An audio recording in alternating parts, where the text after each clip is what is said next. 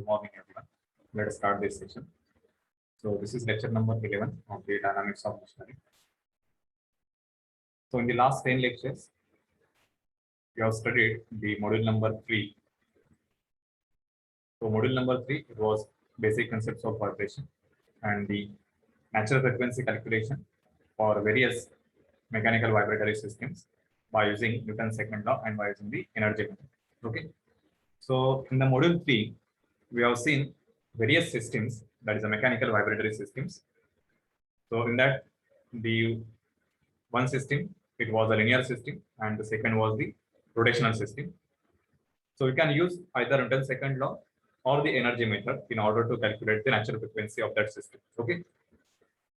So module 3, it was entirely on the single degree of freedom system, and that was undamped vibration. Okay.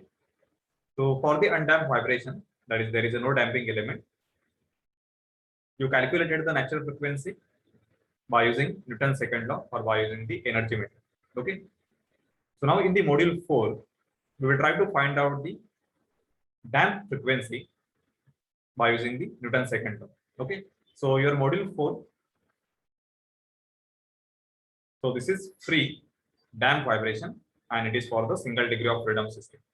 Okay. So today we will start with this module, damped vibration. So it is a damped free vibration for single degree of freedom system.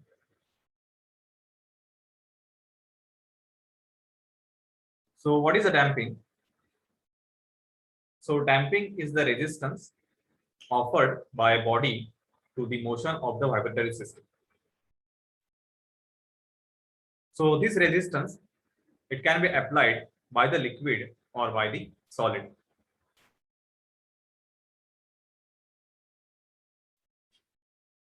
So what is the main advantage or aim to use the damping in any vibratory system?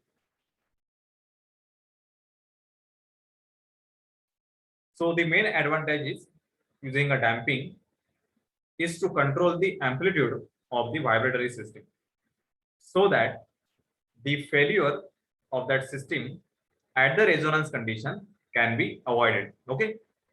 So in the module 3, which was the free undamped vibration,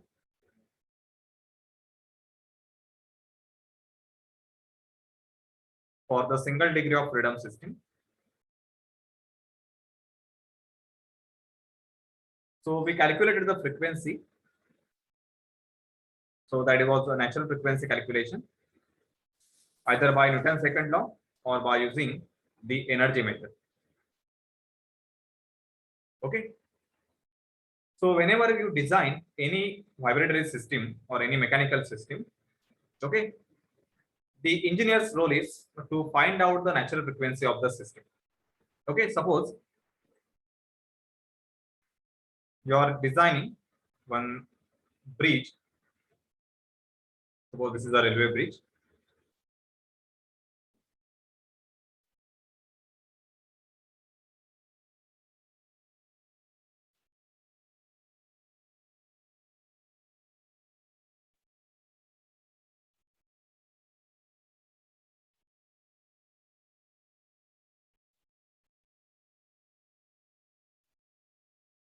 Okay, so at the design stage, the engineer's role will be, when this bridge is designed completely,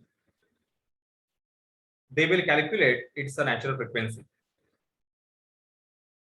Okay, so right now this system is much complicated than the system that we have studied. So in the module 3, we have studied simple mechanical systems or mechanical vibratory systems. Okay, and most of the systems, it was only the vibratory model. Okay, not the physical system given. So the complicated job is, when the physical system is given, we need to convert that system into its equivalent vibratory model. And after that, you can find out the natural frequency, so by using the analytical method. Okay. So if you want to skip this analytical method, then the second way is, we need to perform, it's a finite element analysis. Okay.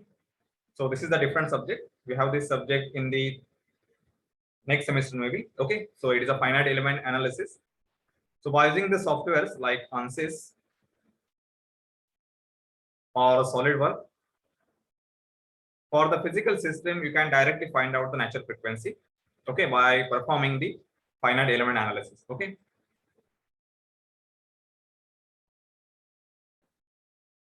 So this is not part of our syllabus. So what we were discussing. So when this bridge is constructed or bridge is designed, okay, the engineer's role is to find out the natural frequency. Okay, because there is some possibility that this structure may be subjected to some external excitation. Okay, so these external excitations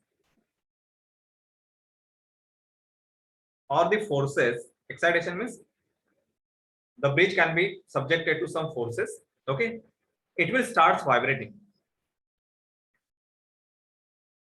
Okay, and if these vibrations or the frequency of these vibrations matches with the natural frequency, that is omega n of this structure, then there is a possibility of the resonance. Okay, so you must have studied this concept resonance. So resonance means what? For any structure or any system, it's a natural frequency if it matches with the external frequency of excitation. So generally it is represented as omega, or I will write here omega external. Okay, then the system will start vibrating with the maximum amplitude that cannot be controlled.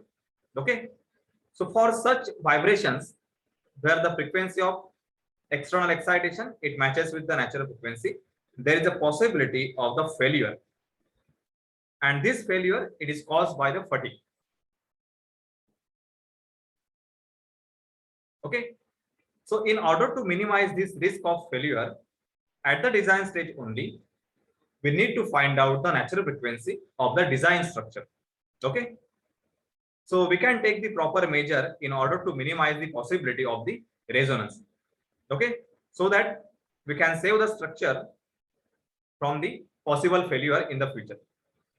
So that is why we calculate the natural frequency by considering the free vibration. Okay, so this is the main reason why do we find out the natural frequency for any mechanical system. Okay, so this is just an example. Okay, so this is a civil engineering structure. So similarly for the mechanical structures or mechanical systems like a shock absorber in the automobile, okay, or the isolations for the vibrating machines like a lathe machine or the vibrating pumps. Okay, so in order to minimize the possibility of resonance, our first aim is to find out the natural frequency of that system. Okay, so natural frequency it is calculated only for the free vibration, and it is a free undamped vibration.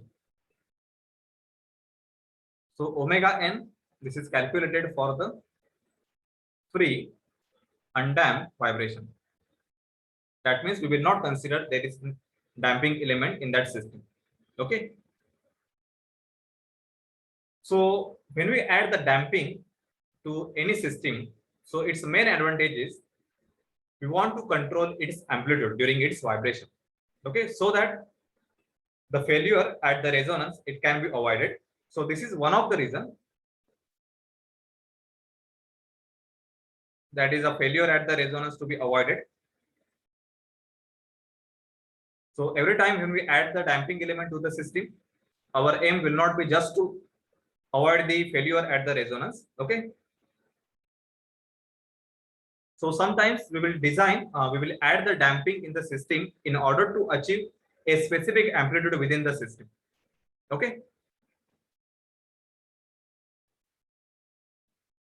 so what are the types of damping? So I hope you have understood what is the meaning of damping.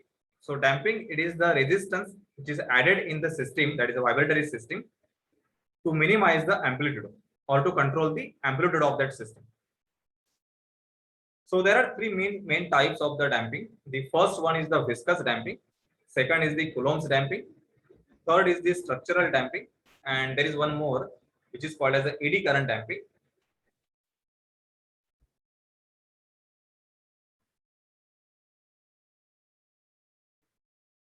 So this is also called as a magnetic damping.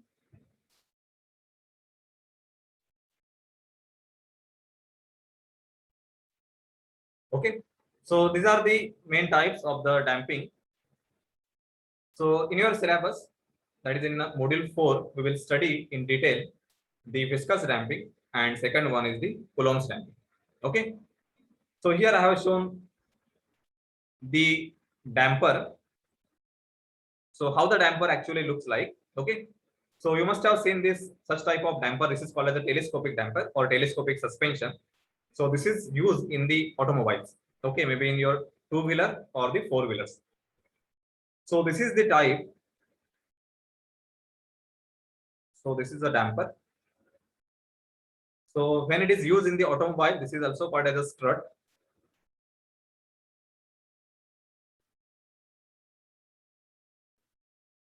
Okay, or is this a suspension strut? So this is part of the viscous damping. Okay, so viscous damping. So here the damping is provided, that is the resistance is provided by using the fluid friction.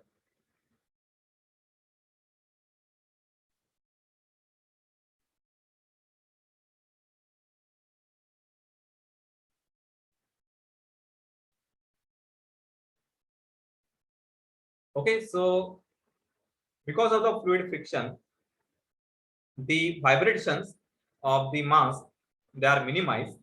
Okay, so you must have studied the concept of fluid friction in your fluid mechanics. Okay, so there is a standard law, which is a Newton's law of viscosity.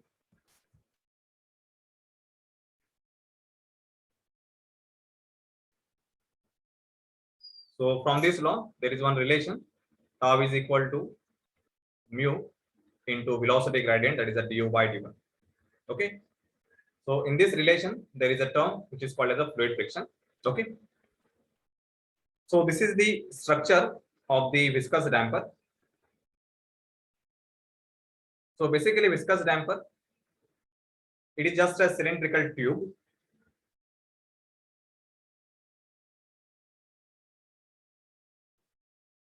Okay, so this cylindrical tube, it has the fluid. So this is also called as a hydraulic oil. Okay, and there is one piston which is reciprocating or oscillating inside this cylindrical tube. So this is the piston rod, and this piston rod, so it is connected to the vehicle or the chassis of the vehicle. So consider this part is a chassis. Okay, and this tube, it is connected to the wheel.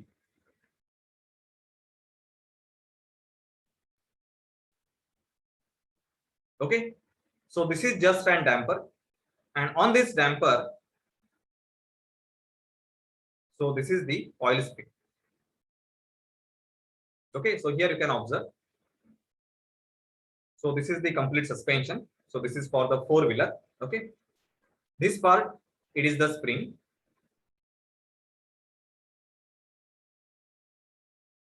And inside the spring,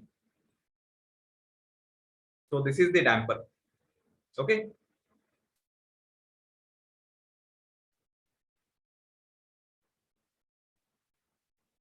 so inside that damper, you can see the structure like there is one piston and the cylindrical tube. So cylindrical tube, it has the oil. Okay, and this piston ring, so it has the peripheral holes. Okay, so whenever there is a vibration which is caused by the wheel, okay, this piston, it moves inside this circular tube, cylindrical tube. Okay, and because of that, the fluid passes through this hole. during the compression and during the retraction stroke. And this flow of fluid from one side of the piston to the other side, it causes the fluid friction. Okay, and this friction, that is the fluid friction, so you can observe here, this arrow represents the direction of the fluid motion through this hole.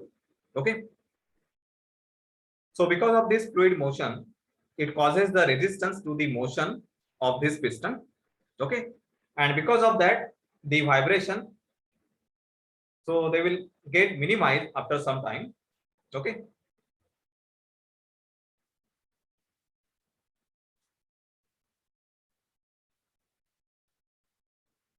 so here you can observe, if you plot the graph for the vibration, that is the undamped vibration and the damped vibration.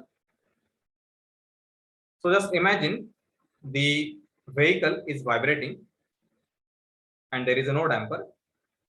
So it has just a spring. So because of the spring only, the vibration graph, it will be like this. Okay, so this is basically the amplitude or the displacement of the mass, and this is the time. So whenever we add the damper, so the motion of that mass of the vehicle, that is the chassis, it will get damped. So this is the initial displacement, which is caused by the speed breaker, okay, or a sudden any obstacle.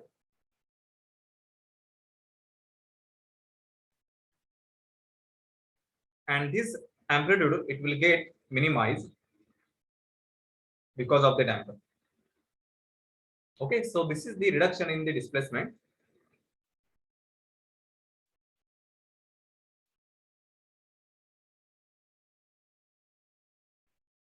Okay, so with the help of damper in the vibrating system, we can control the displacement or the amplitude of that system.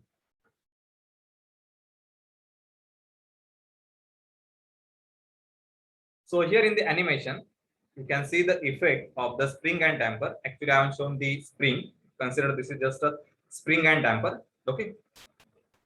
So this is the mass of the vehicle.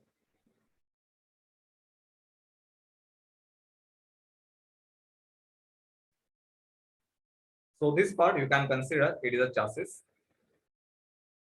Okay. And this wheel. So this vehicle is moving over this speed breaker. Okay. So whenever the vehicle passes over this speed breaker, it will experience a sudden jerk. Okay. So whenever we design the suspension system for the vehicle, so we will design it to minimize the shock transmitted to the chassis. Okay, so that the rider can feel the comfortable ride. Okay. So ideally, we should not feel any shock whenever the wheel or complete automobile passes over this speed breaker. Okay. So actually, we will expect a smooth ride. Okay. But practically, it is not possible. Some percentage of the shock, it will be transmitted to the vehicle chassis. Okay. But our role is to minimize this shock transmitted to the vehicle from the wheel. And therefore, we have to design this part by selecting the proper damping and proper spring. Okay. So you can observe here what is the effect when we add the suspension, that is the spring and damper, between this mass and the, that is the chassis and the wheel. So you can just observe here. You cannot see any motion for this chassis, but there is a motion of the wheel. Okay.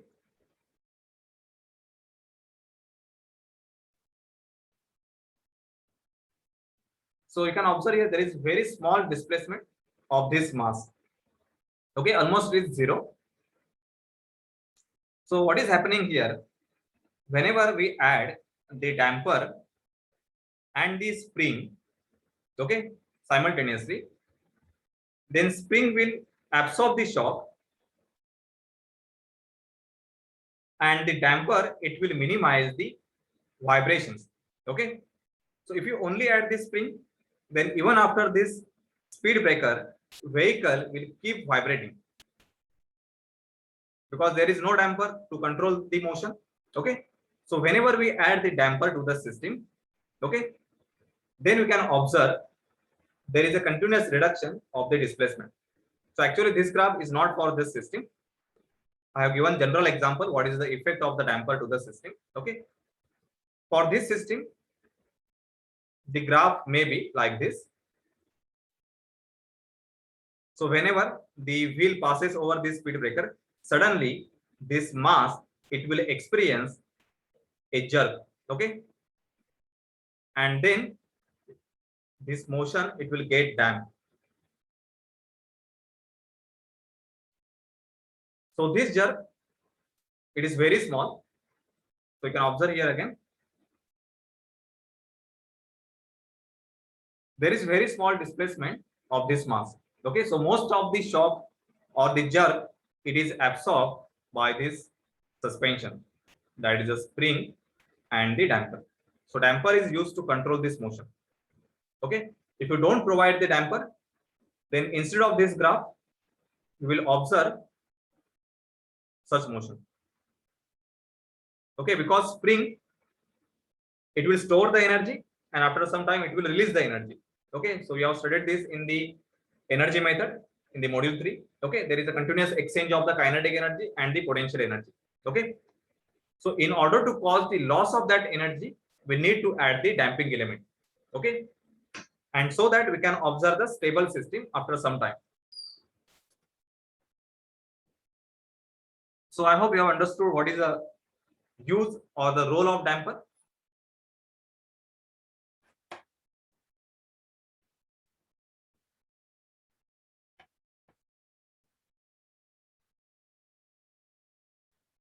Okay, so now we will start with the mathematical modeling for the viscous damping. So out of 4 damping types for your syllabus, we will only discuss the first 2 one, that is the viscous damping, and second is the Coulomb's damping. Okay, so viscous damping, so it is due to the fluid friction.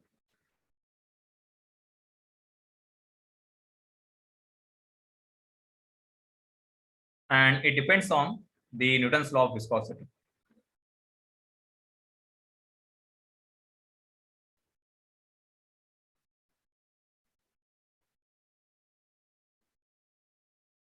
Okay, so we will see what is the Newton's law of viscosity and how the resistance is offered by the fluid to the motion of the vibrating body. So in the Newton's law,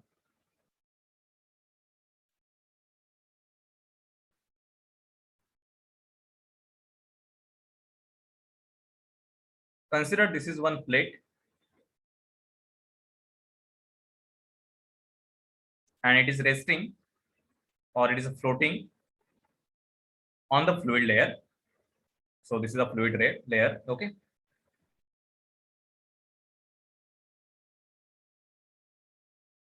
so this fluid layer, it is having the thickness which is a T,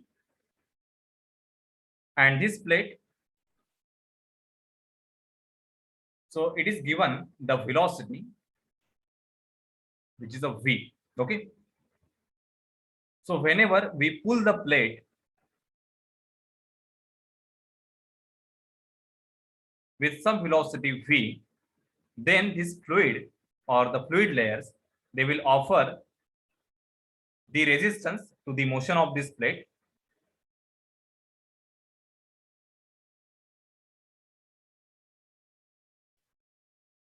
So this is called as a fluid friction.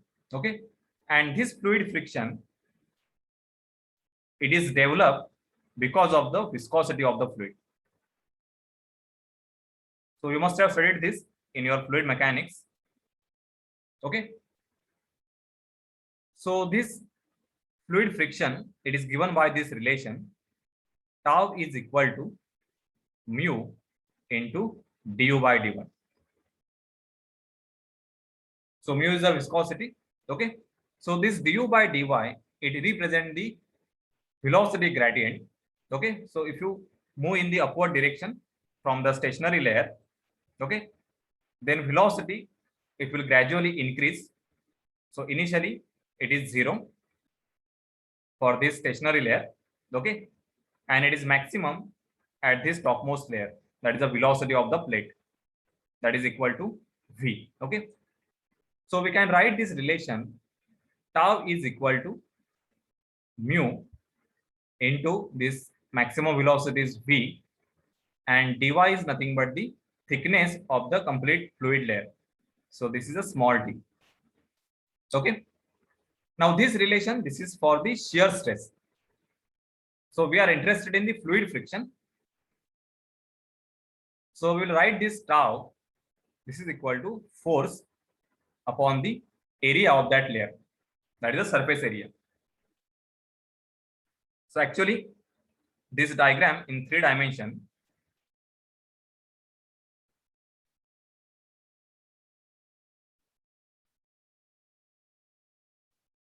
So this is the plate. It is moving with the velocity v, and this is the fluid layer. Okay, and this is the stationary plate. So whenever we pull the plate with velocity v, this fluid, it will offer the opposite force, that is called as the fluid friction. So this is F. So this is equal to mu into v upon t. Okay, and this F, that is a fluid friction, this is equal to mu into A upon T. So I have written all these terms in the bracket because all these terms, they are constant. Okay. So variable here, it is the velocity. Okay. So this F, that is a frictional resistance or the frictional force, we can write this as a C, that is a constant, into velocity. Okay. And in the vibration, we represent the velocity as a x dot. So this is the x dot.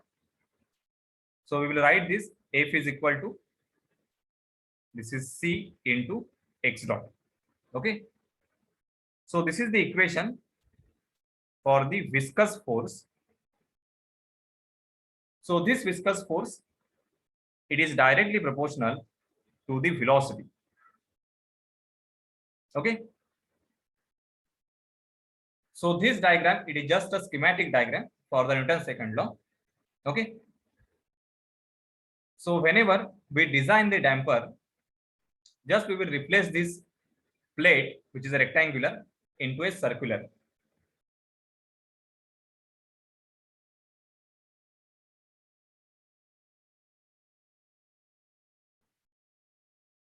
Okay. So now just observe the actual damper. So actual damper, it has a tubular.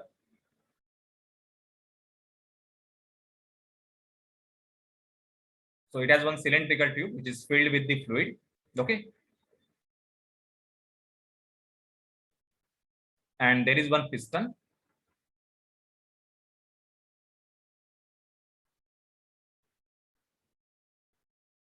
So this piston, consider